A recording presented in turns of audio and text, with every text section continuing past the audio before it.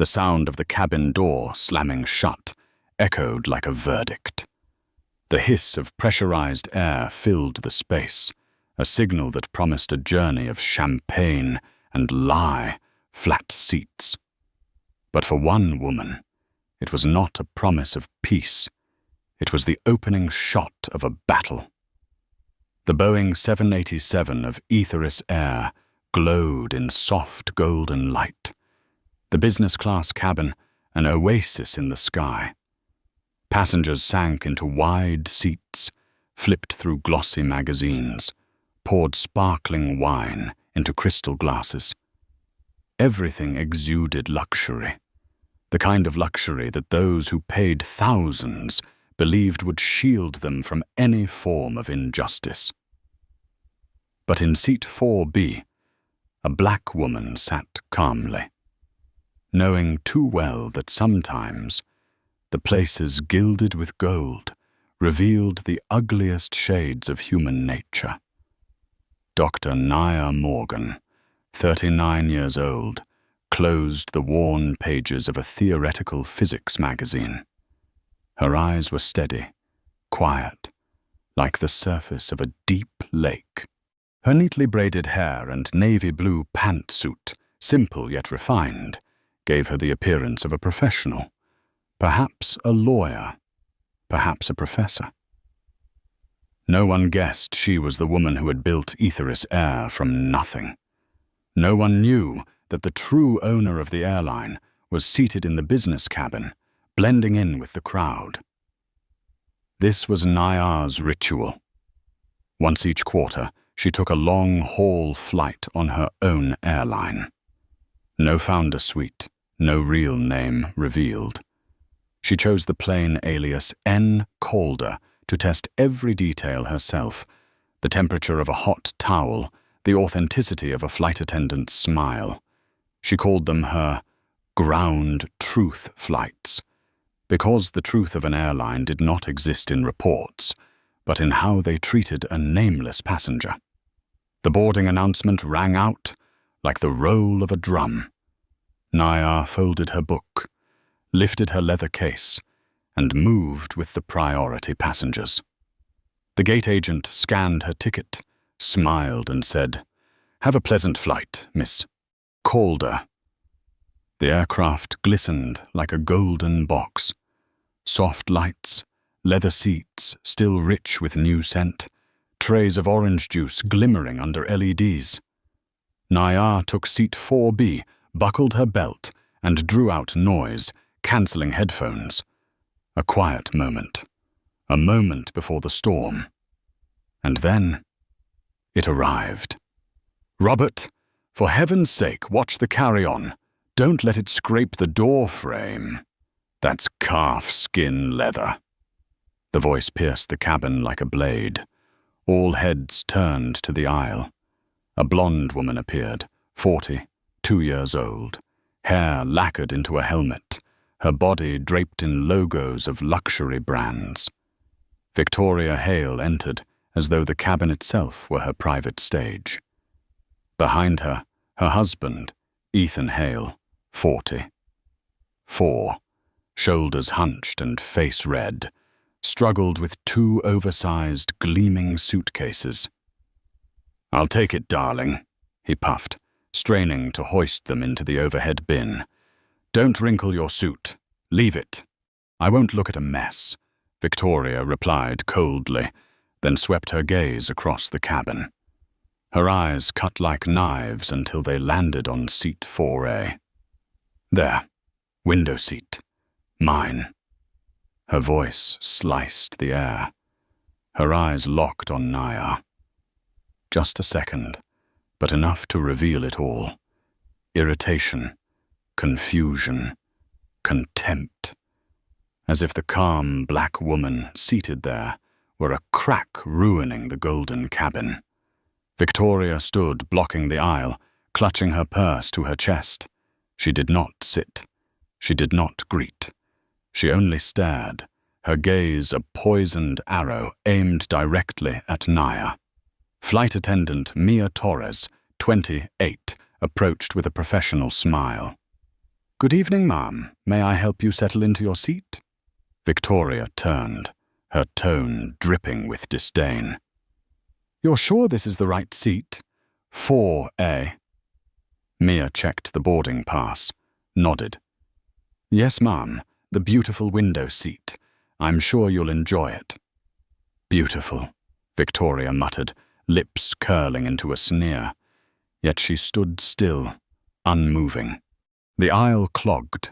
Passengers behind murmured impatiently. Naya lifted her gaze, offered a small, polite smile. Hello. I'm Naya, in 4B. Looks like we'll be neighbors for the flight. Victoria's reaction was a visible shiver, her lips pressed into a tight white line. She gave no reply. Instead, she muttered, loud enough for everyone nearby to hear. There must be some mistake. I cannot sit here. Mia kept her tone calm. Your seat assignment is correct, ma'am. Is there a problem? Victoria lowered her voice, her eyes flicking to Naya like she was pouring venom. The seat is fine. The circumstances are not. I paid for a premium experience. This is not it. Passengers nearby began to hear every word. A man in 3D sighed heavily. Ethan Hale shifted awkwardly. Victoria, come on. Just sit down. Boarding's still in progress. But Victoria held firm. I did not spend this much money to sit next to someone like her. In that instant, the business cabin turned cold. The soft towels, the glasses of champagne, all of it became witnesses to a poison disguised as privilege. Prejudice wrapped in luxury. And Naya Morgan sat still, her hands resting neatly on her lap, her gaze steady and deep. She had seen this before, in conferences, in boardrooms filled with men who dismissed her. But this was different. This was happening inside her own creation, and she knew the real battle had just begun. The air in the business cabin grew thick. With every second, Victoria Hale remained planted in the aisle. The murmurs grew louder. Suitcases stopped rolling. Seatbelt clicks hung suspended in the gap. Everything was frozen by one venom-laced phrase. Someone like her. Flight attendant Maya Torres kept her smile, but the corners of her lips trembled slightly. In that instant, she knew this was not simply about a seat assignment. This was the true test of the dignity and flight policy the airline had trained for. Ma'am, I assure you, all business class seats meet the highest standards. If you would like champagne before takeoff, I'll prepare it right away. Victoria acted as if she hadn't heard. She turned to her husband, her voice sharp, deliberately loud enough for the entire cabin. Ethan, do you see this? What kind of ticket did you book that I'm stuck sitting like this? Fix it, now! Ethan Hale fumbled, his hands flushed red, crumpling the boarding pass in his grip. Sweat broke across his temple. He bowed his head low, as if the deeper he bent, the faster his wife's words might vanish into the air. Victoria, please just sit it down. Everyone's watching. She shoved his hand away. I will not sit. Do you hear me? I did not pay tens of thousands of dollars to be treated like this. Her eyes swept back to Naya. This time, no disguise, no veneer, pure, unfiltered contempt. Naya felt her chest tighten, not from the insult itself, but from the realization that even on the very airline she had spent 15 years building, there were still passengers who saw her presence as a mistake. She said nothing, not a word. Her hands remained folded neatly on her lap, and in that silence, her response carried the greatest weight. Mia knew she could no longer handle this alone. She pressed the call button for cabin crew support, summoning the purser. Moments later, a tall figure with silvered hair approached. Omar Bennett, 50, veteran purser of Aetherus Air, appeared. His voice was low and steady, not raised, yet strong enough to halt the chaos in its tracks. "Good evening. I'm Omar, the purser for this flight. I hear you're having a problem with your seat." Victoria spun toward him, as if she had finally found a savior. "A problem? This is a disaster. I'm being forced to sit next to a passenger who makes me extremely uncomfortable. And your staff are completely useless." A silence fell heavier than any turbulence. Passengers lowered their newspapers, froze their tablets. Everyone waited to see how the man with salt and pepper hair would respond. Omar's eyes flicked to Nayar. A small, subtle nod, a quiet message. "I understand. I'm here." Then he turned back to Victoria. "Ma'am," Omar said, voice calm but unyielding. "Aetherus Air has an absolute policy on safety and dignity. We do not and will not assign seats based on race, gender, or any personal characteristic. Seat 4A is yours, without exception." His words landed like a hammer. Victoria flushed crimson. You dare imply that I'm racist. You'll lose your job for this. I'll make sure of it. Ethan, say something." Ethan hunched, his voice trembling. "Maybe, Omar, if there's an empty seat, perhaps just move my wife to another section. Anything to—" But Omar cut him off instantly. "Sir, doing so would mean acknowledging that the passenger in 4B, who has done absolutely nothing wrong, is the cause of this disruption. That would be in direct violation of our principles. I cannot, and I will not do that." The cabin held its breath. His words were not just policy. They were an oath. Victoria scoffed, as if she'd just heard the most ridiculous thing in the world. "Absurd. You'd side with her over me? Do you know who my husband is? Ethan Hale, Vice President of Novatech Logistics. We have million-dollar contracts with your airline. Your CEO will certainly care about this." This was her trump card, the ace of those who believed money bent every rule. Victoria stood with arms crossed, certain that invoking that name would make the entire cabin bow. But in that moment, the only person smiling was Naya. Because Victoria had no idea that the CEO she was threatening was sitting less than an arm's length away, quietly witnessing it all. Inside Naya, a wave rose, not the rash fury of outrage, but a steady power, waiting for the right moment to erupt. She had designed her system to test itself, and right now, the system was holding. Omar did not flinch. Mia did not retreat. The cabin was leaning toward the truth. Only Victoria still did not see it. And Ethan? His eyes were hollow, as if he already knew. His wife's words had dug a pit not just for her, but for his own career as well. In seat 3D, a man shook his head, exhaling hard. A single sigh, but enough to paint the whole picture, weary, disgusted, and ready to speak if needed. At that moment, Naya understood. This was no longer about a personal insult. This was a full test of Aetheris Air's very soul. The storm door had opened, and the winds were only beginning to roar. The business cabin of the Aetheris flight was pinned down in silence.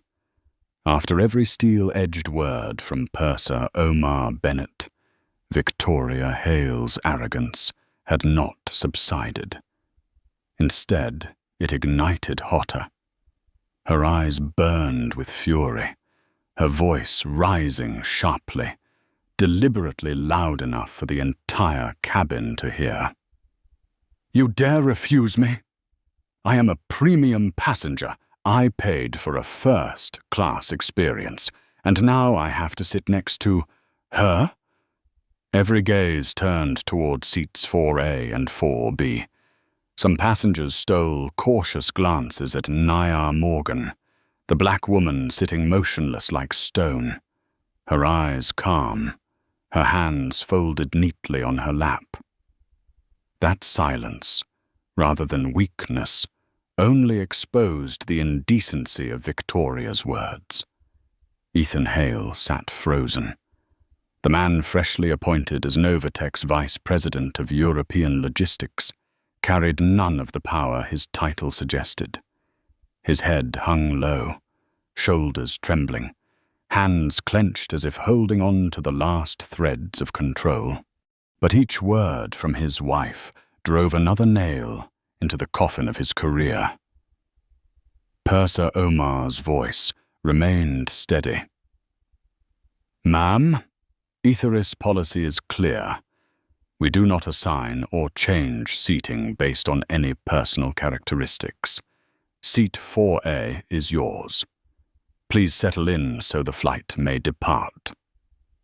Victoria scoffed, her laugh dripping with contempt and challenge.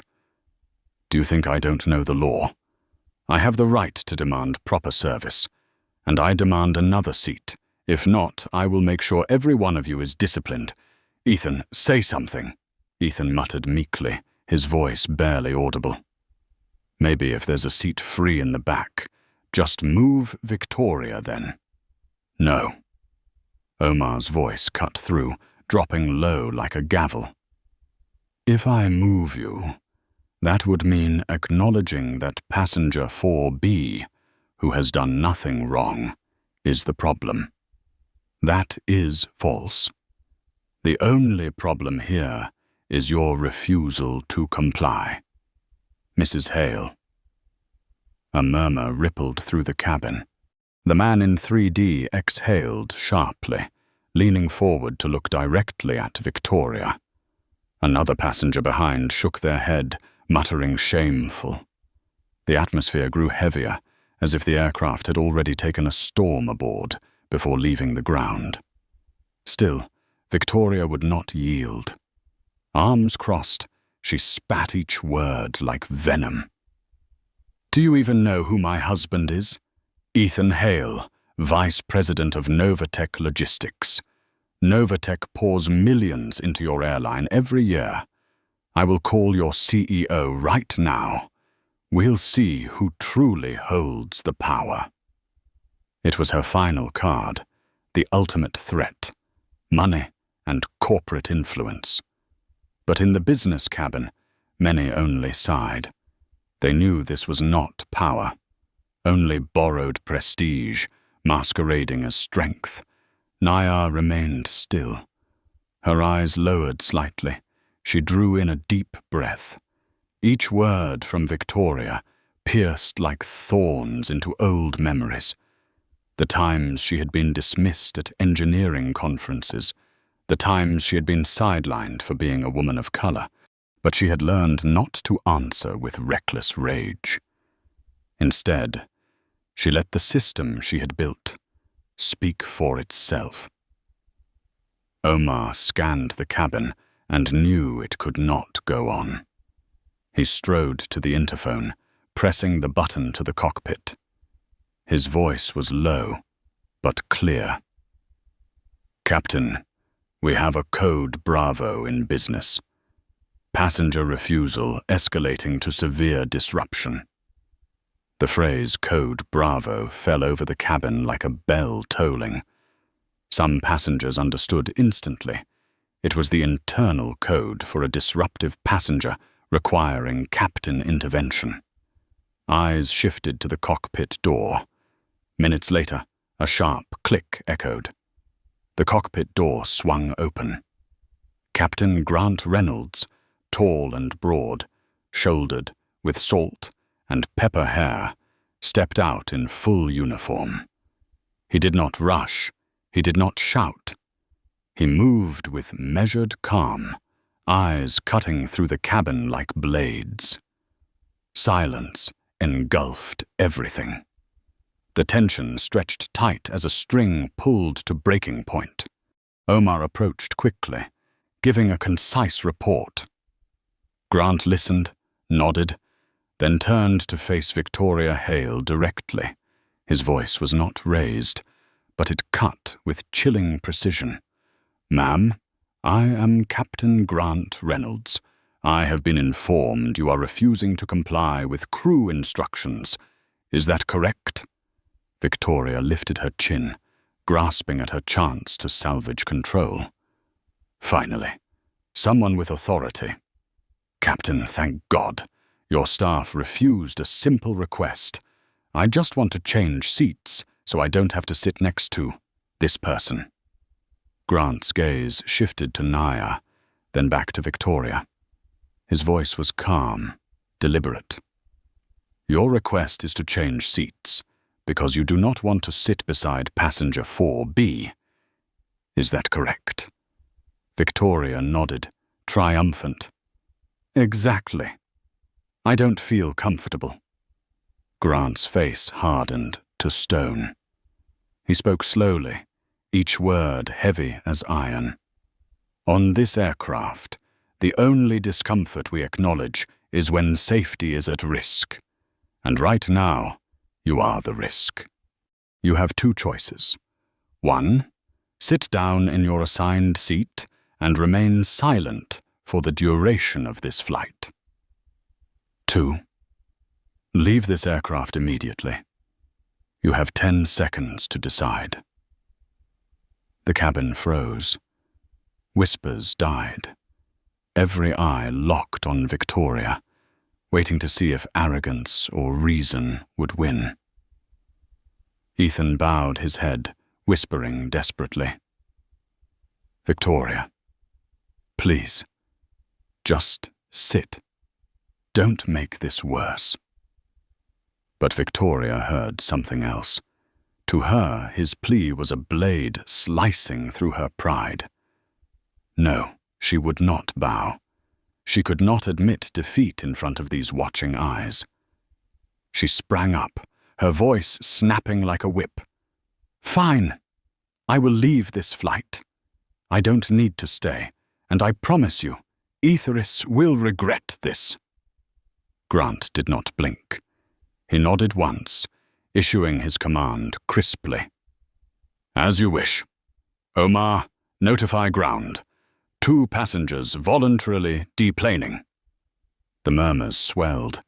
Some passengers laughed in disbelief, and Victoria, in that single moment, began to feel the ground vanish beneath her. This was not the performance she had imagined. No one begged. No one bowed. And in that deadly silence, Naya Morgan sat steady, eyes fixed, calm yet unyielding. The storm had reached its breaking point. The entire business cabin held its breath.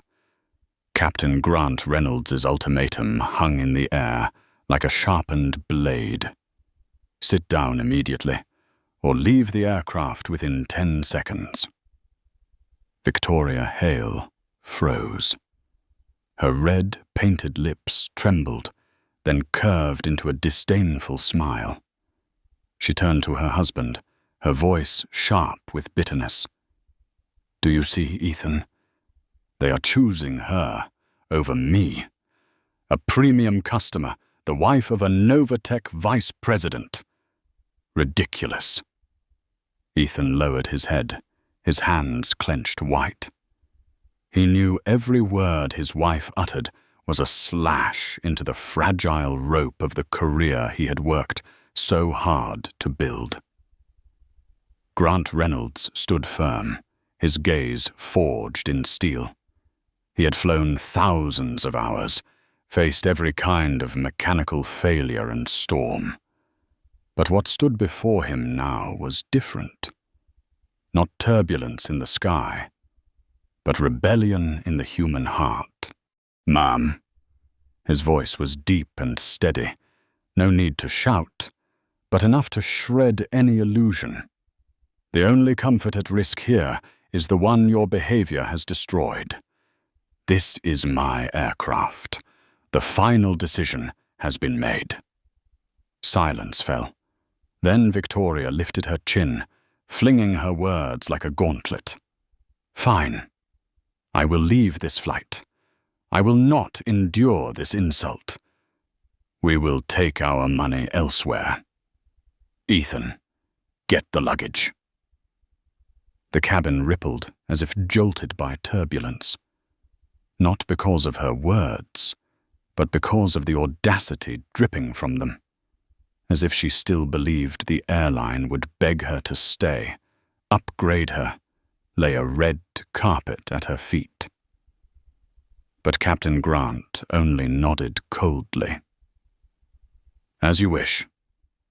David, notify ground. Prepare for 2 passengers to deplane." In that instant, Victoria's smug smile faltered, replaced by the first flicker of fear.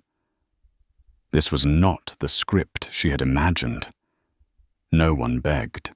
No one lowered themselves. They truly meant to let her go. "Wait." Ethan's voice cracked in desperation. "Please, sir. My wife. She was only upset. I apologize. Please let us stay. We have the Worthington dinner tonight. This flight is crucial." Grant did not move, his face unflinching. "Mr. Hale, she made her choice, and that choice is final. This is no longer about her alone. This is about the safety and dignity of the other 248 passengers on board." Mia and Omar stood beside him, their faces tight with tension, but unwavering. The cabin was so silent that the click of a seatbelt locking echoed clearly. Victoria lashed out one last time, her voice low and venomous, like a snake's hiss. "You. Yes, you. I don't know who you think you are, but I swear you will regret this. People like you don't belong here. That ticket, you probably got it from some charity program." The air froze solid. That one line, naked, vicious, fell into the cabin and buried what little dignity Victoria had left. Ethan buried his face in his hands, unable to look up, and it was at that moment that Nyar Morgan rose. The soft snap of her seatbelt unlocking rang out, but it carried the weight of a war drum. The woman who had sat silent from the beginning, the woman Victoria had dismissed as a mistake in a gilded cabin, now stood with a presence that shifted the air. Nyar was not tall, but her stance was straight as steel. Her eyes moved to Mia, to Omar, to Captain Grant, a slow, deliberate nod. "You handled this exactly right, calm, precise, steadfast." Her words carried just enough volume for every seat in the cabin to hear. Clear, unshaken.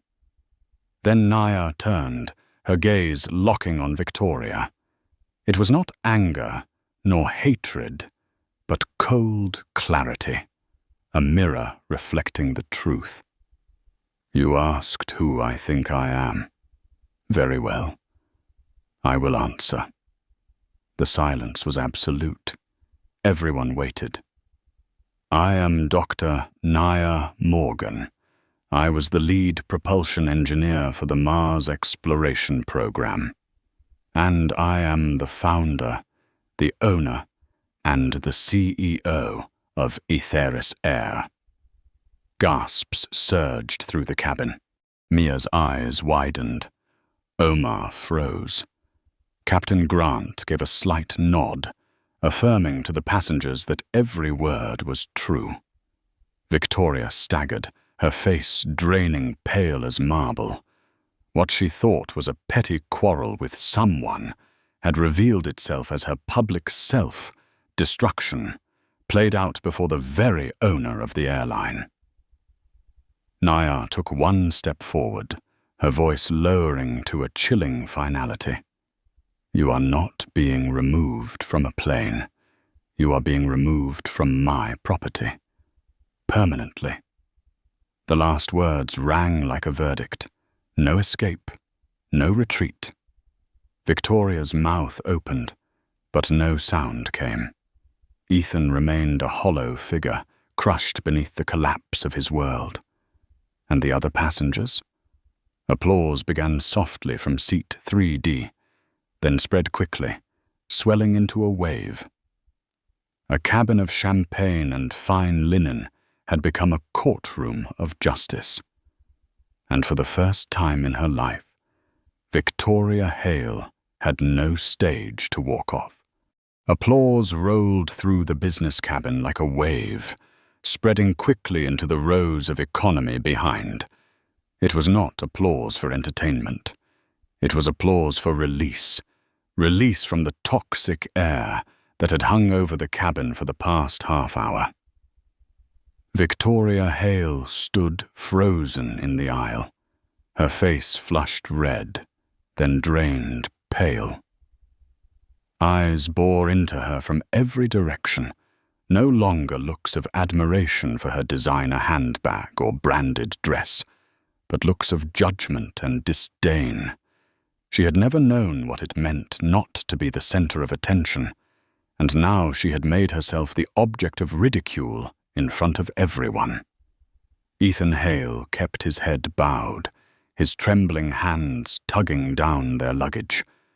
He dared not look at anyone, least of all at the black woman who had risen like a mountain before his wife. Every movement was slow, heavy, as though each step added another stone to his neck. Captain Grant Reynolds turned to Omar, his voice firm. Purser, have ground send support. 2 passengers will deplane immediately. Omar nodded, his voice carrying the weight of a verdict.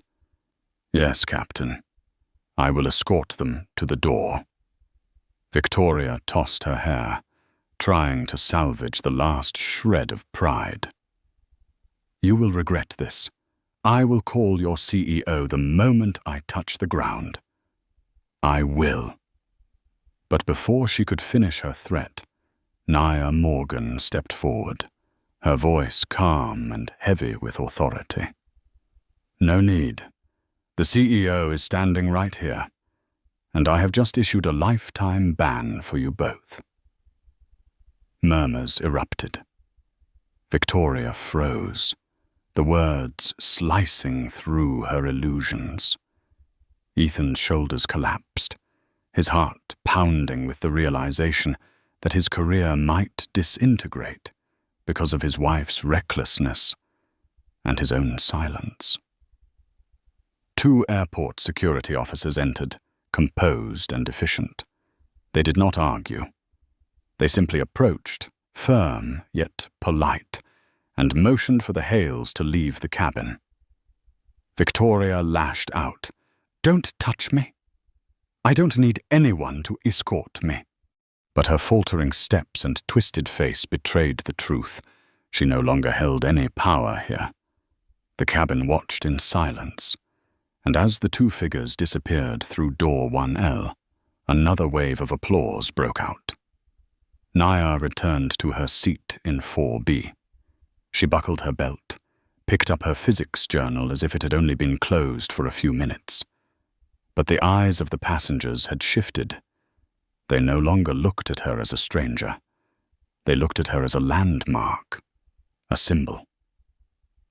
She smiled faintly and turned to Omar.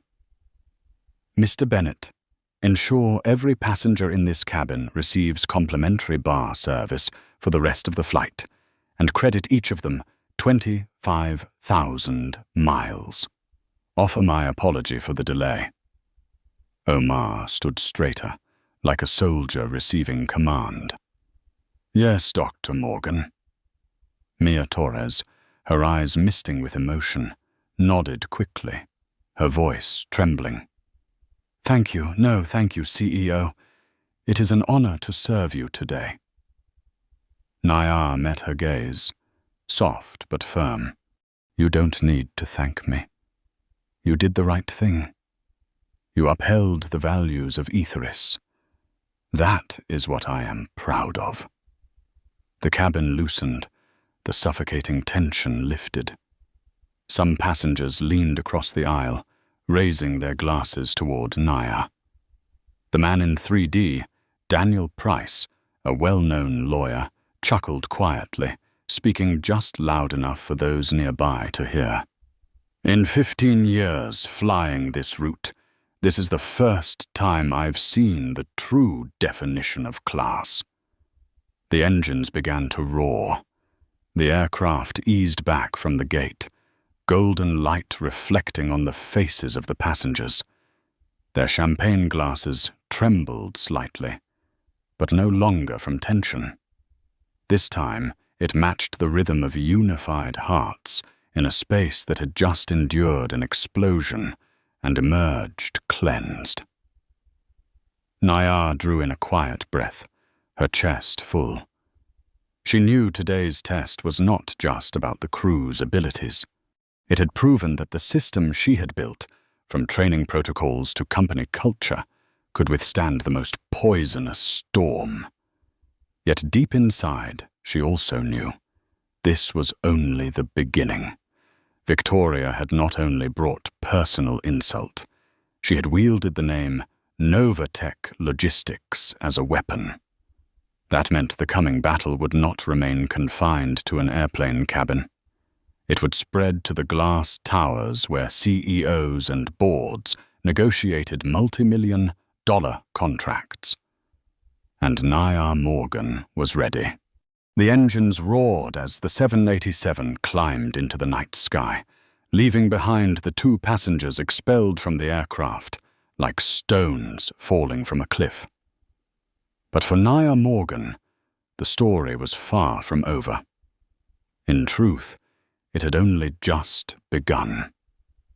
As the business cabin settled back into quiet, passengers sipping complimentary champagne, Nayar opened the slim laptop from her leather case.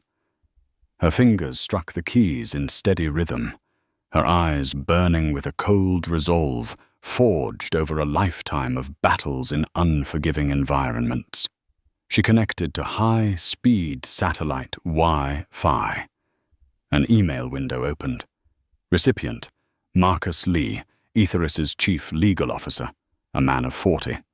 6, known as the company's Cold Blade. The subject line was typed quickly. Urgent. Incident on Flight 815, Novatech Logistics. Nayar drew a breath, then began to write. Marcus, please note, I personally witnessed a serious incident on Flight JFK, LHR. Passengers Victoria and Ethan Hale, traveling on Novatech Logistics' corporate account, engaged in racially motivated harassment, refused to comply with crew instructions, and delayed the flight by 45 minutes. Mrs. Hale repeatedly invoked Novatech's corporate contract with Etheris as a weapon, demanding that crew members remove another passenger, myself, from her rightful seat. She paused. A tightness rose in her throat, but she refused to let emotion bleed into the words. This was not to be an email of anger. This had to be a blade sharpened to icy precision. She continued, I have issued a permanent ban on both individuals across the entire Aetheris network and all partner carriers. Your task: draft an official notice to Novatech CEO Leonard Brooks, inform him of the incident, and ask if this is the standard of behavior Novatech permits its executives and family members to represent. Review all existing contracts with Novatech, valued at approximately $8 million annually. Prepare termination contingencies if necessary. Compile a complete file, reports from Captain Grant Reynolds, Purser Omar Bennett, and Flight Attendant Mia Torres. All must be notarized. She typed the closing line. Marcus, remember, we do not punish to take revenge. We punish to teach. To remind the world that Aetheris will not sell its soul for a contract. Nia. She hit send. The soft whoosh sounded like the ignition of a missile. From a plush business cabin, a cold arrow had just been loosed toward Novatech's glass and Steel headquarters in Manhattan. While Nayar took a sip of water, on the other side of the ocean, Marcus Lee was already reading. It was 3 a.m. at his office, but Marcus was awake. He had long grown used to urgent midnight messages from his CEO. He opened the email, reading every line, the tension etching deeper into his already stern face. He understood. This was not merely about disruptive passengers. This was a direct strike against a corporate relationship. He immediately called Priya Shah, the company's director of corporate contracts, 40 years old. His gravelly voice carried urgency. Priya, I need figures now. Full spending history from Novatech with Aetheris for the past 5 years. Their travel manager's name, contract signatory, and most importantly, Ethan Hale's direct superior. Don't ask why. This is a CEO order. Priya snapped awake, diving into the system. Within an hour, Marcus had the report. Novatech spent nearly $8 million a year on air travel. The account tied directly to the department Ethan Hale had just been promoted to lead as Vice President of European Logistics.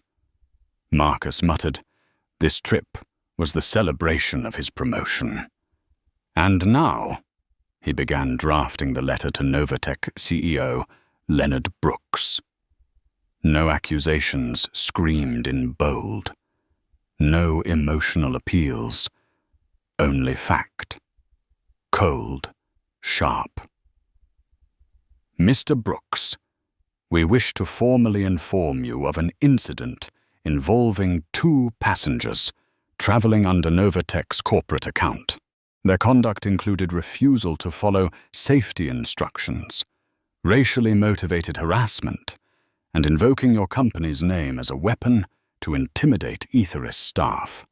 This raises the question, is this the cultural standard Novatech accepts to be tied to its brand? Aetheris maintains a zero-tolerance policy, and we await your company's response. Marcus reread, nodded. The letter did not need volume. Its restraint was the danger, like a silenced gun. He pressed send. On the aircraft, Naya closed her eyes, leaning back in her seat. Beyond the window, silver bands of cloud stretched across the Atlantic night. Inside, she felt a heaviness mingled with certainty. Victoria Hale believed the battle ended when she was escorted off the plane. But Naya knew the storm had only just left the runway. This time, it would descend upon an entire corporation. She thought to herself, when someone wields their prejudice to demean others, they never understand that the consequences do not end with the individual. They spread, and they will learn that lesson in the hardest way possible. The 787 sliced forward into the night sky, bound for London. But on the ground, calls were being placed, cold emails were firing.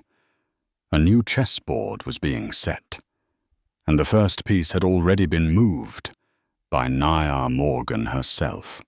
The first light of dawn cut across Manhattan's glass towers as the email from Etheris Air landed squarely in the inbox of Leonard Brooks, the 62-year-old CEO of Novatech Logistics. The silver-haired man sat in his office on the 50th floor, a space as vast as a modern cathedral with soaring ceilings and walls of glass stretching from floor to ceiling. He opened the email and read every word in silence. His eyes, aged but sharp, darkened with each line. The message was not dramatic, not loud. It was a cold report, accompanied by notarized accounts from the captain, purser, and flight attendant. But its very coldness made Leonard's chest tighten. Novatech was in the middle of its multi-million-dollar diversity and motion campaign, plastered across billboards all over New York. And now, the wife of one of his vice presidents was being accused of racial harassment, and not against just anyone, but against the CEO of one of their largest partners. If this leaked, it could sink the entire pep edifice Leonard had so carefully built. He pressed the internal call button. 5 minutes later, 2 people entered. Carla Nguyen, the 48-year-old head of HR, and Edgar Mills, the company's chief legal counsel. Leonard wasted no time. He pushed the laptop toward them. "Read, and tell me what we are dealing with." Carla scanned through the email, her face gradually paling. Edgar sighed, removed his glasses, and rubbed the bridge of his nose. Dangerous. Very dangerous. Dr. Nia Morgan is not just a CEO. She's a technology icon, celebrated in the press. We cannot treat this as a minor clash. This is a public relations bomb. Leonard tapped his fingers against the glass table. Who exactly is involved? Carla slid over a printed file. Ethan Hale, recently promoted to Vice President of European Logistics. This was supposed to be his celebratory trip. He traveled with his wife, Victoria Hale. Leonard closed his eyes, shaking his head slightly. So a celebration has turned into a career funeral. Call them in. Boardroom. 10 o'clock. I want to hear it from their mouths. Meanwhile, in their gleaming Westchester mansion, the Hales sat in silence. Victoria was still railing, shouting that she had been humiliated, insisting the airline had fabricated the story to smear her. Ethan sat in a leather chair, staring blankly, twisting his wedding ring over and over. He did not dare speak. The phone rang. The screen lit up with the words, Carla Nguyen, HR Novatech. Ethan's chest tightened. He answered with a trembling hand. Mr. Hale. Carla's voice was flat and metallic. We require you and your wife at Novatech headquarters in Manhattan. Boardroom, 50th floor, 10 a.m. sharp. The CEO will see you directly. Do not be late. But Victoria doesn't work at Novatech, Ethan tried to salvage. Carla cut him off, her voice sharp as a blade. She invoked Novatech's name to threaten a partner. That makes it directly relevant, both of you. 10 a.m. The line went dead, the sound like the slam of a prison door. At 9:55, the boardroom on the 50th floor gleamed with cold light. A polished wood table stretched across the room, high, backed leather chairs standing like sentinels. The air was thick with tension. Leonard Brooks sat at the head of the table, Carla to his right, Edgar to his left. Before them was a thick file, the cover stamped, Incident Report, Flight 815. The door opened. The Hales entered. Victoria was still clad in her Chanel dress, hair sculpted stiff, lips painted crimson. She tried to carry herself with haughty poise, but her eyes betrayed a flicker of fear. Ethan looked 10 years older than he had the night before. "Sit," Leonard said, his voice low and dangerous. Victoria jumped in first, desperate to seize control. "Mr. Brooks, I'm glad we finally have a chance to explain. What happened on that flight was blown out of proportion. Aetheris staff treated us terribly, and a black woman sitting next to me." "Enough!" Leonard cut her off. His hand struck the file with a dry crack that echoed through the room. "The black woman you refer to was Dr. Nia Morgan, the owner of Aetheris Air, a scientific genius, a global figure. She sent this report directly to me, with signed confirmation from the captain, the purser, and the flight attendant.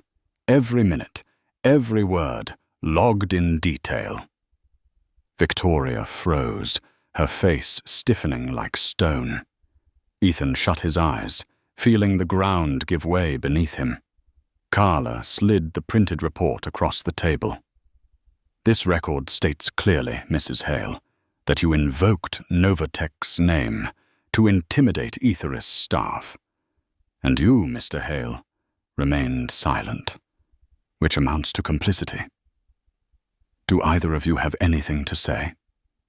Ethan's voice trembled, barely audible. This was a misunderstanding. I only wanted to calm things down." "I never," Victoria cut in, her voice shrill. "This is fabrication. They humiliated us out of jealousy. We should be suing Aetheris. Mr. Brooks, you need to protect your employees." Leonard shot to his feet. His eyes stormed into theirs, raw and merciless. "Protect my employees. You have destroyed an $8 million partnership. You have turned my Diversity in Motion campaign into a farce. You have insulted the very CEO of our partner. And now you want me to sue them. Victoria Hale, your stupidity and arrogance have surpassed all limits." He turned to Ethan, his voice as cold as a guillotine. "Ethan Hale, your position as vice president ends immediately. Your termination will read, 'Terminated for cause.' You have exactly 5 minutes to leave this building with your wife. Security is waiting outside the door." Silence swallowed the room. Ethan sat frozen, eyes clouded, a man watching his life collapse in real time. Victoria's mouth opened, but no words came. Carla closed the file with a sharp snap. Her voice was ice. "This meeting is over. Please leave." The door swung open, and with it, the Hales' careers, reputations, and borrowed glory plunged into the abyss. The boardroom door closed behind the Hales like the stroke of a blade, stripping away the last remnants of the false grandeur they had clung to. An hour later, as the company car carried them away from headquarters, Ethan Hale sat motionless, his face ashen. The termination notice, stamped "Terminated for cause," trembled in his hand, every word etched into his mind like knives. Victoria could not comprehend it. Throughout the entire ride, she repeated herself like a broken machine. "We'll sue them. There will be lawyers on our side. They can't do this to us. I'll prove." "Stop!" Ethan cut her off, his voice hoarse, low and dangerous. For the first time in his life, the man who had always bowed to his wife's fury unleashed 2 words heavy as stone. Victoria turned sharply toward him, stunned. She had never seen her husband's eyes so hollow, as if something inside had died. In the days that followed, the tide dragged them under faster than any storm Ethan had ever accounted for in his logistics plans. At the country club, where Victoria once strutted in crisp white tennis skirts with a triumphant smile, the name Hale became a whisper in the halls. Her practice slots were suddenly double booked, lunch tables mysteriously reserved. Polite nods turned into awkward smiles and eyes that avoided hers. Once a powerful Mrs. Hale, she had become the butt of whispered jokes. Ethan faced the collapse even more directly. In the corporate world, terminated for cause was a death sentence. Job applications went unanswered. Calls to old friends ended in empty promises and silence. During one video interview, the HR manager's expression shifted as her eyes caught an article about Flight 815 that had gone viral. Minutes later, the call ended with a curt, "We'll be in touch." They never were. Money bled away quickly. The sprawling Westchester estate became a weight they could no longer bear. Each bill was another nail hammered into the coffin of their gilded dream. When the for sale sign was planted on the manicured lawn, Victoria stood at the window, watching strangers wander through the house, inspecting every room, every piece of furniture she had once flaunted with pride. The shame was like being stripped bare in a crowded street. Eventually, they moved into a 2-bedroom apartment in a mid-tier complex. Beige painted walls, windows overlooking a grey parking lot. Victoria could not stand the mediocrity. Night after night, she unleashed her rage on Ethan. "You should have protected me. You should have shouted at those flight attendants, forced them to do what I said." Ethan sat silent before the mountain of final notice envelopes until months of smouldering anger erupted on one storm, drenched night. He slammed the table, his eyes bloodshot. "Protect you? From what? From the consequences of the vile contempt you threw at another human being? I stayed silent while you humiliated an innocent woman, only because of the color of her skin. That was my mistake. My mistake was letting you drag our lives into the abyss." Victoria froze, lips trembling, unable to speak. In that moment, she saw the harsh truth. The world hadn't turned against them. She had slammed every door shut herself. From that day, the marriage, once patched together with money and status, split open completely. They lived under the same roof like strangers, divided by a silence heavier than walls. A year later, the separation papers were signed quietly. Ethan moved to Ohio, taking a middle management role at a regional trucking company. From international vice president to freight supervisor, he looked at himself in the mirror each morning and saw a ghost. Victoria stayed in New York, clinging to scraps of pride, landing a job behind the cosmetics counter of a department store. Every day, she bent to spray perfume samples, serving women who had once shared the same business-class cabin as her. Their polite eyes carried an unmistakable shadow of mockery. While the lives of the Hales plunged into freefall, the story of Flight 815 grew into a symbol.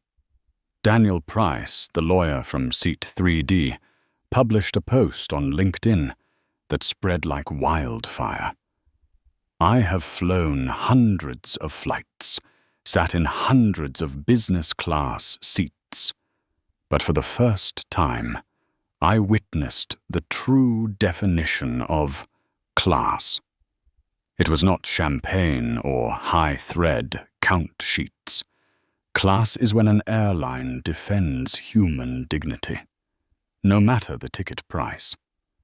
And today, I saw that on Airline Air.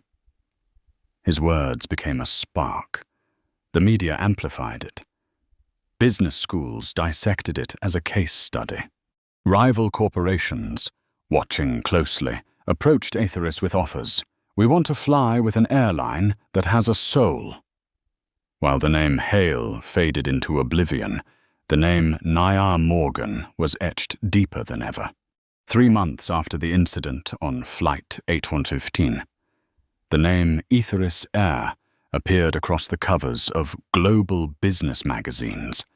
No longer were the stories dry reports about profit or market share.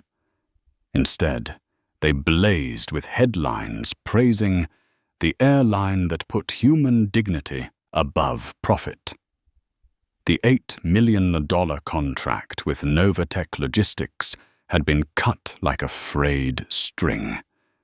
But that was only the beginning. A week later, Novatech's biggest competitor announced an exclusive partnership with Airline worth over $30 million. Their explanation was simple. We want to fly with a company that has a soul. The Airline offices were flooded with congratulatory flowers. On social media, the hashtag #dignity. In-flight spread like wildfire, attached to countless stories about justice and human worth. To passengers, Airline was no longer just an airline. It had become a cultural symbol. In London, beneath the golden chandeliers of Claridge's Hotel, the Airline of the Year ceremony unfolded. More than 1,000 guests, from corporate leaders to international media, turned their eyes toward the radiant stage. When the host declared, "This year's award goes to Airline Air, honored for setting a new standard of respect and dignity in global aviation," the entire hall rose in thunderous applause. The ovation rolled on like a torrential rain beating against glass. Dr. Naya Morgan stepped forward, her hair braided neatly, her eyes calm yet proud. Sitting in the front row were Captain Grant Reynolds, Omar Bennett, and Mia Torres. The three who had borne witness and upheld the standard on Flight 815 were now seen by the world as silent heroes. Naya placed her hand on the podium and gazed across the vast hall. Her voice rang out, not loud, but resonant like a bronze bell. An airplane is a wonder of humanity. Hundreds of thousands of parts working together, defying gravity, to take us where we need to go. But it is not only machines that must work in harmony. There is something more important. People. Trust. The room fell into complete silence. The pilot must trust the engineer. The crew must trust the captain. The passenger must trust them all. And that bond of trust breaks the moment anyone dares to diminish the dignity of another person because of skin color, gender, or background. She paused, her eyes sweeping over the crowd like a spotlight. We believe an airline does not merely carry people from point A to point B. Our mission is to carry them with safety, respect, and dignity. That is not an extra service. That is our core promise. That is the soul of Airline Air. Her final words echoed, and then the hall erupted. The applause was deafening. Voices cheering louder than the music.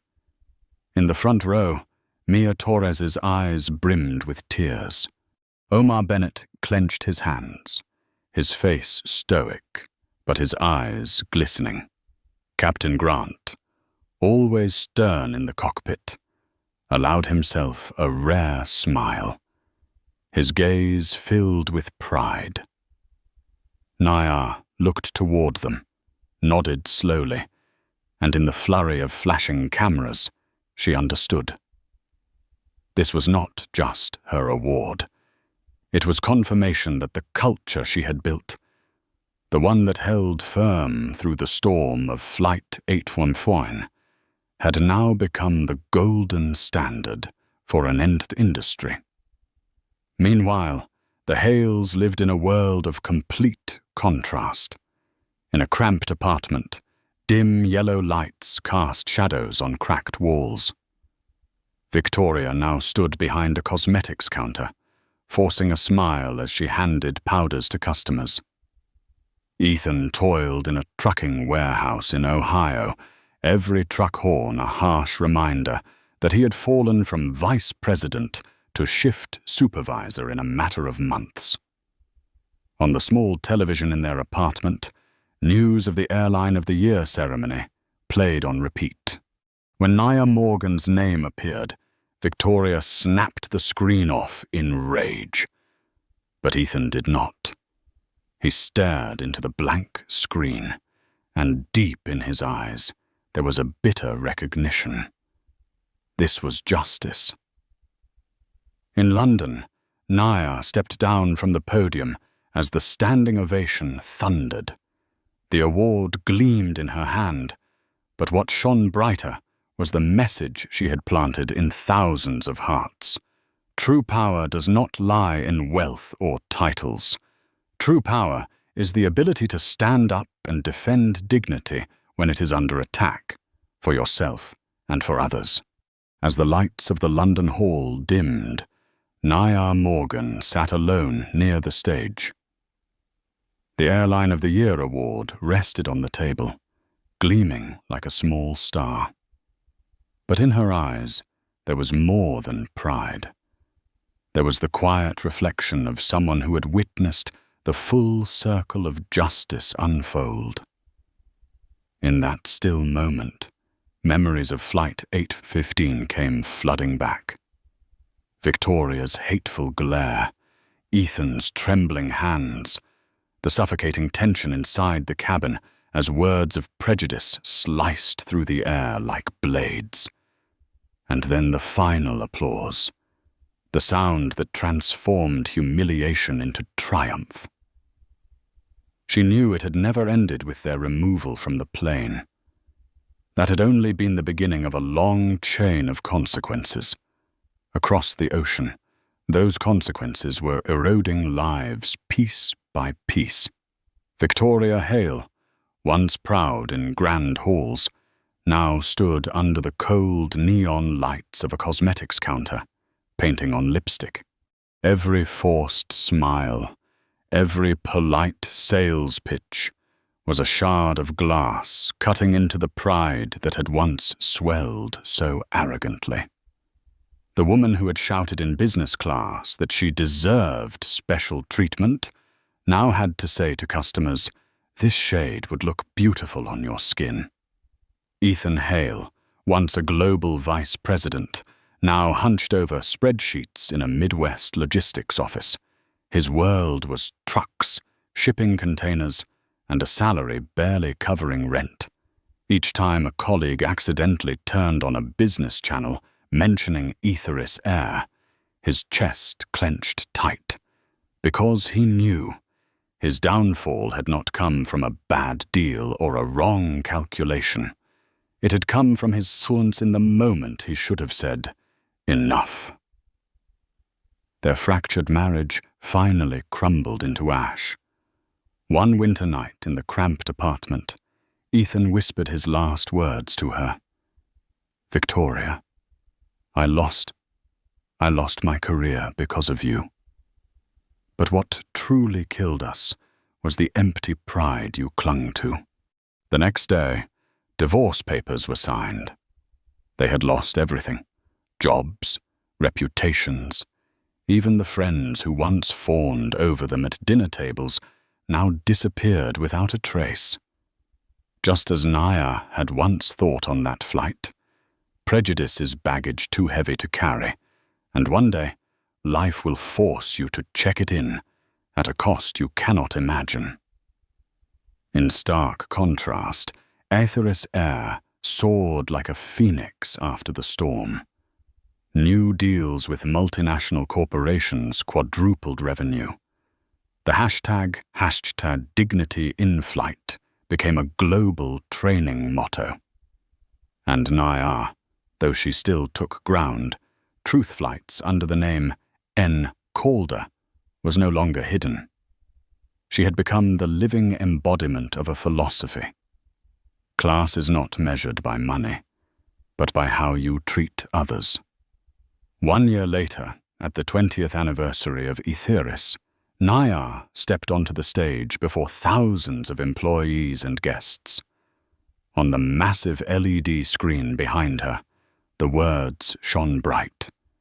"Decency is the standard." She began slowly, her voice steady, intimate, like a confession. "There was a time when I was told, to my face, that I did not belong in a premium cabin, that my presence was a mistake. But that day, I saw my team stand up and defend the truth, and I understood an airline is not defined by seats or meals, but by the way it treats people." She lifted her head, her voice rising strong and resonant, like the engines of a jet taking flight. "We chose the harder path, never compromising, never bowing to arrogance or prejudice. And because of that, we prove to the world that true power does not lie in bank accounts or titles. It lies in the resolve to protect dignity for yourself and for others." The applause burst forth, long and unending. Some employees wept, because they knew they worked not for a company that just sold tickets, but for one that sold trust. Naya's gaze drifted to the front row, where Captain Grant Reynolds, Omar Bennett, and Mia Torres sat. They smiled, their eyes radiant with pride. She nodded softly, a silent "thank you." The story of Flight 815 became legend in the industry. And the name Hale, it vanished from conversations, surviving only as a cautionary tale in textbooks.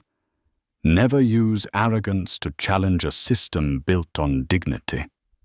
High above the skies, every time an Aetheris 787 cut through the clouds, Naya Morgan knew she had not just built an airline. She had built a small world where justice did not need to shout, but resonated through every calm decision. And the final lesson of that flight, one she always told new employees: the world is smaller than you think. The person you look down on today may be the one who owns the sky you stand in tomorrow. The story of Flight 815 reminds us that true power does not lie in titles or wealth, but in how you defend dignity, for yourself and for others. If you believe that justice is always worth speaking up for, hit like, subscribe to continue with the stories ahead, and leave a comment with the words "True Power."